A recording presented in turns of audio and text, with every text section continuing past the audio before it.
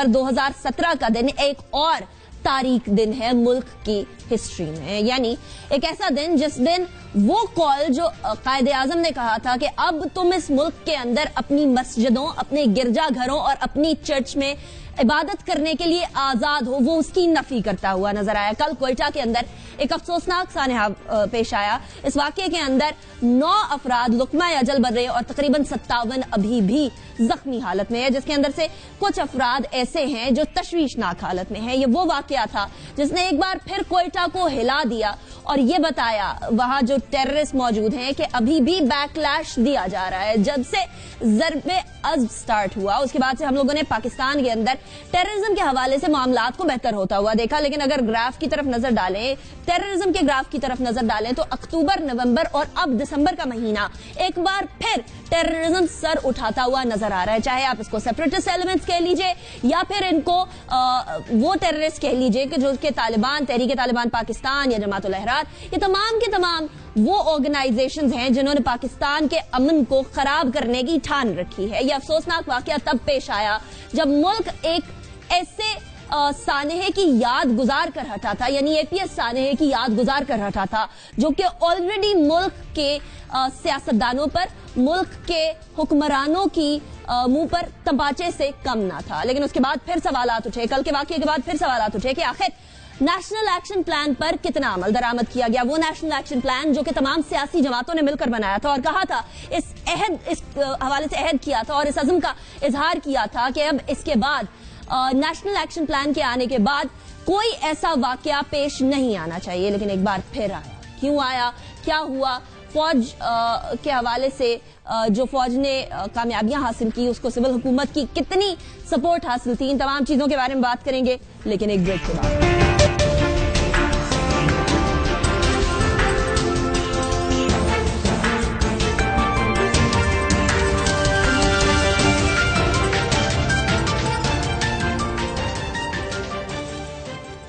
Welcome back after break. नाज़रीन, break पे जाने से पहले जिस तरह मैंने कहा कि कल के क्वेटा के इस सानहे ने पाकिस्तानी कौम को एक बार फिर से हिलाकर रख दिया। वो इसलिए हिलाकर रख दिया क्योंकि अब ये एक सानहे की याद से हम निकले ना थे कि दूसरे सानहे ने आकर लपेट लिया और पाकिस्तानी हैं। ये वो शहरी हैं जो कि पाकिस्तान की जो बेहतरी है या पाकिस्तान के हवाले से अपने जितना भी किरदार अदा कर सकते हैं वो करने की कोशिश कर रहे हैं। लेकिन उसके बावजूद लगता है कि कुछ अनासिर पाकिस्तान में मुसलमान, हिंदू, क्रिश्चियन, इनमें तफरका डालना चाहते हैं और वो अनासिर तब कामयाब होंगे जबकि पाकिस्तानी अवाम उनको कामयाब होने दे। इस हवाले से बात करेंगे, लेकिन उससे पहले मैं अपने पैनल का तारुफ करवाऊंगी। मेरे साथ इस्लामाबाद स्टूडियोज में मौजूद हैं रऊफ हसन साहब हैं, सीनियर एनालिस्ट हैं, एग्जीक्यूटिव डायरेक्टर हैं रीजनल पीस इंस्टीट्यूट के। बहुत शुक्रिया रऊफ साहब, आपने हमें ज्वाइन किया। लाहौर से हमें ज्वाइन किया है ब्रिगेडियर टायर फारूक हमीद साहब ने, डिफेंस एनालिस्ट हैं, सियासी तज्जियाकार हैं। बहुत शुक्रिया फारूक साहब, आपने ज्वाइन किया हमें लाहौर स्टूडियो से। थोड़ी देर में फोन कॉल पर हमारे साथ मौजूद होंगे मजहर अब्बास साहब, सीनियर जर्नलिस्ट, सीनियर एनालिस्ट, किसी तारुफ के मोहताज नहीं। रऊफ साहब, स्टार्टिंग फ्रॉम यू, ये 17 दिसंबर का वाकया रऊफ साहब एग्जैक्ट 16 दिसंबर के बाद हुआ, जबकि हम ऑलरेडी एपीएस के बच्चों की याद के अंदर वक्त गुजार रहे थे।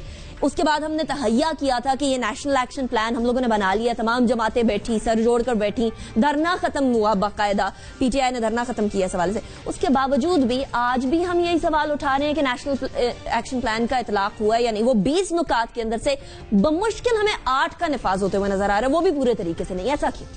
आप जो 8 का निफाज होता हुआ आपको नजर आया वो मेरा ख्याल आप मेरे साथ शेयर जरूर कर लीजिएगा क्योंकि मेरी इंफॉर्मेशन में इजाफा हो जाएगा। मेरे हिसाब से स्वाए 2 या 3 के जो कि फौज के नाते में जो थे, जो उन्होंने काम अपना करना था, वो उसके अलावा मेरा ख्याल जितने भी पॉलिटिकल गवर्नमेंट की रिस्पांसिबिलिटी थी उसमें से किसी एक के ऊपर भी अमल नहीं हुआ। सही। अब आपका सवाल बहुत अहम है कि जी ये क्यों, क्या वजह है कि ये सब कुछ हो रहा है। 2 बातें करना चाहूंगा। नंबर 1, रियासत के अंदर अमन रखना जो है वो रियासत की जिम्मेदारी होती है और वो रियासत के नाते जो उस वक्त की हुकूमत होती है उसकी जिम्मेदारी होती है।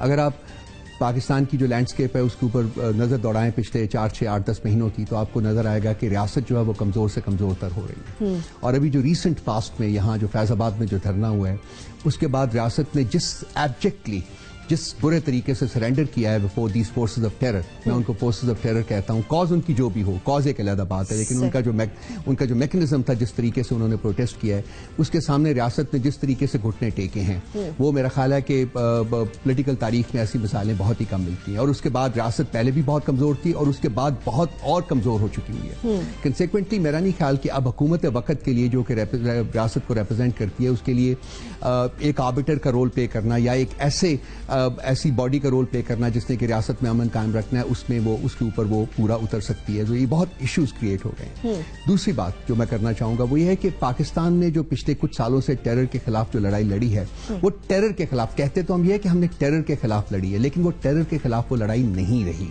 वो टेरर की कुछ मैनिफेस्टेशंस के खिलाफ और किसी चंद किस्म के टेररिस्ट ऑर्गेनाइजेशंस के खिलाफ हमने वो लड़ाई लड़ी है, और वो लड़ाई हमने कामयाबी से लड़ी है। मैं उसके ऊपर बिल्कुल ये नहीं कहना चाहता कि कामयाबी से नहीं लड़ी, हमने बिल्कुल तहरीक तालिबान पाकिस्तान को जो है वो काफी हद तक हमने एलिमिनेट कर दिया। इसके अलावा और कुछ एक दो बॉडीज थी जिनको कराची के अमन के बारे में बहुत हमने सब्सटेंशियल प्रोग्रेस की है।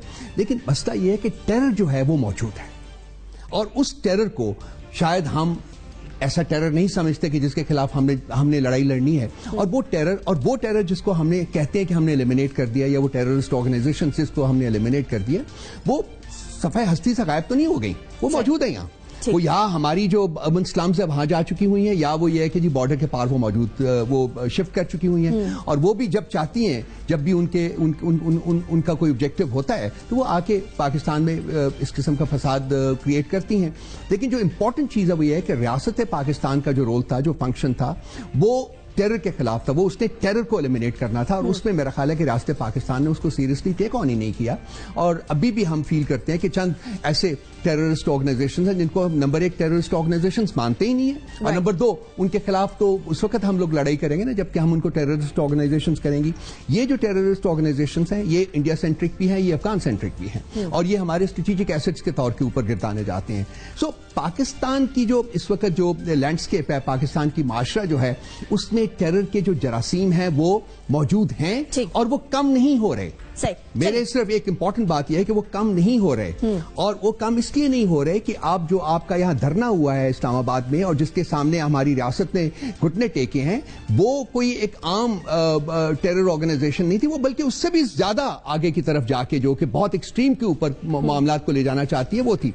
तो रियासत जब इस तरह से घुटने टेकती है तो रियासत कमजोर होती है, और रियासत इस पोजीशन में नहीं रहती कि वो पाकिस्तान को मुल्क को उन तमाम जरासीम से पाक कर सके या साफ कर सके जो कि पाकिस्तान में इस किस्म के जो प्रोजेक्ट्स हैं उनको इनिशिएट करते हैं, जैसा कि प्रोजेक्ट आपका कोयटा में हुआ है। It's a sad day for Pakistan, it's a very sad day, लेकिन ये खत्म नहीं होगा, ये होता रहेगा उस वक्त तक जब तक रियासत पाकिस्तान अपनी रिस्पॉन्सिबिलिटी को कुलियतन अंडरटेक करके इंप्लीमेंट नहीं करती। सही, ठीक है ब्रिगेडियर फारूक हमीद साहब, फिर वहां ये वाली जस्टिफिकेशन भी आ जाती है और ये वाला स्टैंस भी आ जाता है, ये वाली रीजनिंग भी आ जाती है कि पहले जो पाकिस्तान को जिनसे खतरा है उनसे तो निबर्दाजमा हो जाए, उसके बाद फिर बाकी उस बात करेंगे। यहाँ जिनसे पाकिस्तान को मसला है या पाकिस्तान को जिनसे खतरा है, या स्पेशली अगर बलोचिस्तान की बात करें तो फॉरेन फंडिंग की बात फिर आ जाती है। फॉरेन फंडिंग जहां से हो रही है उस जगह को रोकेंगे, उस ऑर्गेनाइजेशन को रोकेंगे तो उसके बाद कहीं और नजर डालेंगे। हम लोग अभी तक वो नहीं कर पाए जो कि हम लोगों ने वादा किया था एपीएस के सानहे के बाद कि अब हम ये